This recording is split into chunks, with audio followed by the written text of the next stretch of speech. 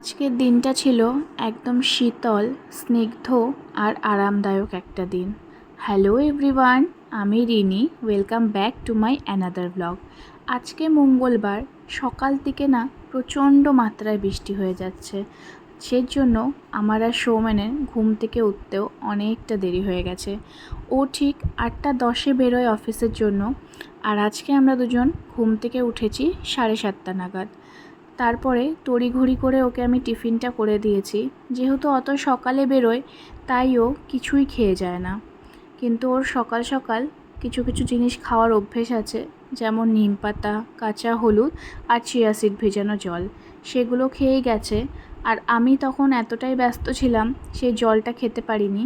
তাই এখন একটু অবসর সময় বসে আগে চিয়া সিড ভেজানো জলটা খেলাম, তারপরে চা বিস্কুটটা খাচ্ছি। আর ভাবছি যে এত লেজিনেস কেন ফিল হচ্ছে, কোনো কাজেই এনার্জি পাচ্ছি না। তাই তাড়াতাড়ি উঠে আগে নিজের চুলটাকে কম করে নিলাম। নিজেই যদি ঠিকঠাক পরিপাটি না থাকি তাহলে কাজগুলো আমি পরিপাটিভাবে করতে পারবো না। আজকে তোমাদের সঙ্গে কিছু কথা শেয়ার করি। আমাকে অনেকেই মেসেজ করে বলো যে এই যে তোমাদের বাড়িতে এতগুলো পুজো হয়, এত কাজ হয়, তুমি কি সব একা একা করো? মোটেই না। আমাকে যদি এই কাজগুলো একা একা করতে দেওয়া হতো তাহলে আমি কিছুই করতে পারতাম না। কেন বললাম এই কথাটা? আমি এই ঘরের কাজের সঙ্গে সঙ্গেও কিন্তু একটা অনলাইন বিজনেস রান করি। যারা আমার ফেসবুকে আছো, ইনস্টাগ্রামে আছো, আশা করি তারা জানবে।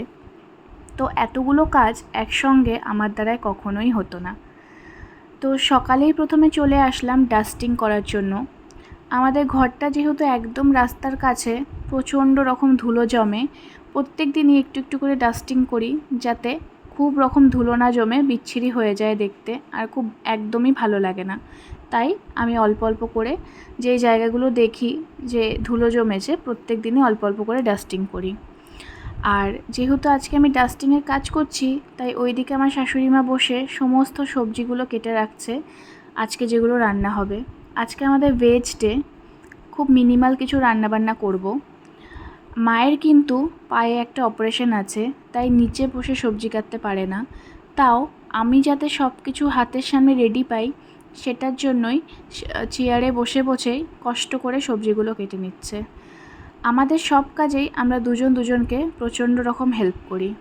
কথাটা হয়তো ভুল বললাম, সম্পূর্ণ সংসারটা এখনও কিন্তু আমার শাশুড়ি মাই ধরে রেখেছে। আমি তো ওই একটু হেল্পিং হ্যান্ড মাত্র। যতটুকু নিজের থেকে পারি করতে সেইটুকুই চেষ্টা করি। এখনও অনেক কাজ শেখা আমার বাকি আছে। যাই হোক, ঘরগুলো প্রায় পরিষ্কার করে আসলাম রান্নাঘরে। আর এইদিকে দেখো, প্রেসার কুকারে আলু সেদ্ধ বসে গেছে।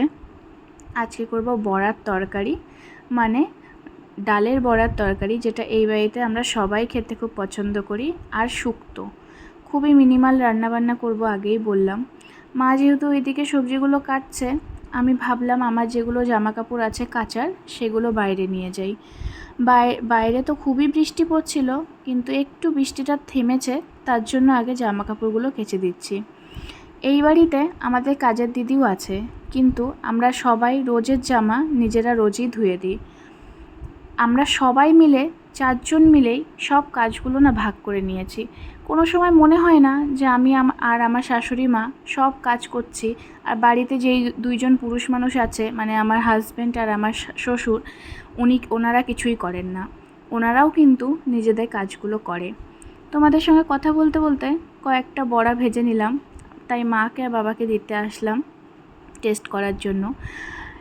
কাউকে কিছু রান্না করে খাইয়েও যে এতটা আনন্দ, সেটা আমি হয়তো এরকম রান্নাবান্না না করলে আগে কখনোই বুঝতে পারতাম না। ছোটোবেলায় মাকে দেখেছি, পিসিকে দেখেছি, রান্না করার পরে আগে সবাইকে খেতে দেয়, সবাই যখন ভালো বলে তখনই তাদের মুখে একটা অন্যরকম হাসি। এখন আমার সঙ্গেও না সেটাই হয়েছে। চেষ্টা করি আমি সব রান্নাবান্নাই একটু ভালো করার। আজকে তো মঙ্গলবার, আজকে আমি হনুমান চালিসা পড়ি। সকাল সকাল হলো না, তাই সন্ধ্যেতে পড়বো, সন্ধ্যে দেওয়ার সময়। আর এই দেখো, বড়ার তরকারিটা মোটামুটি রেডি। এই যে ঘিটা দিচ্ছি না, এটাও আমার শাশুড়ি মা নিজের হাতে করেছে। বাকি যেই রান্নাগুলো আছে সেগুলো মা করে নেবে। আর আমি এই যে ছাতুটা বানিয়ে এইবারে যাব স্নান করতে। এটাকে রেখে যাব ফ্রিজে, এসে আগে পুজোটা দেব, তারপরে খাবো। তো আজকে অনেক কথা বলে ফেললাম। তোমাদের যদি কিছু খারাপ লেগে থাকে অবশ্যই জানিও। আজকের মতো আসি, ব্লগটা আমার এইটুকুই থাকলো।